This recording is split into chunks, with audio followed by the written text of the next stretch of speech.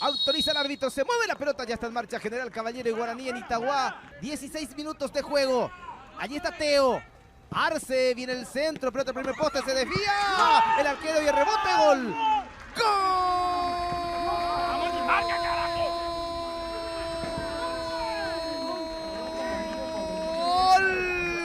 ¡Gol! De General Caballero. ¿Cuántos minutos pasaron? 5. Ya 5, es 5 mucho. minutos es una eternidad. Sí.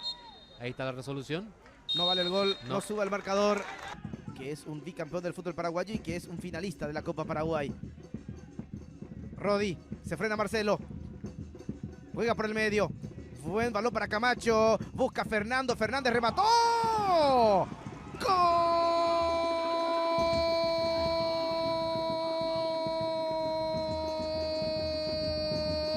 ¡Gol de Guaraní!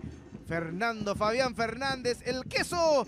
González por el medio. Qué pase de Camacho de primera. Se asocia a Martínez con la pelota. Viene el centro. Pelota arriba. ¡Cabezazo! Bandera arriba. Otra vez Vera ganando por arriba.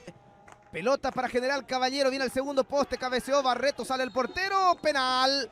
Penal para General Caballero. Mano de Marcos Cáceres. Penal para el equipo de Carendú. Allí está Juan. Heinze le va a pegar. Le pegó.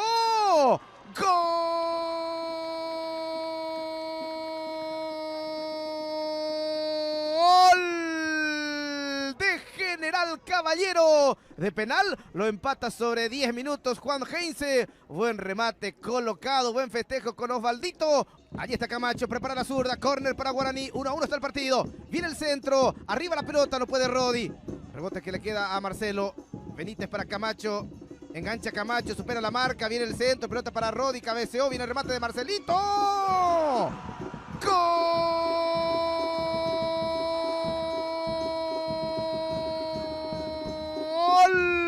¡Gol de Guaraní! Marcelo González cerrando en el segundo poste, la pelota quieta, el córner, el argumento de Camacho. En el rebote ganó muy bien, superó la marca. Mira dónde está Fernández. Defiende este, juega para el Piru. Tiene campo, Guaraní para liquidar. Marcelito está solo. Camacho quiere su gol. La pelota para Néstor Camacho. Camacho le va a pegar. Camacho le pegó.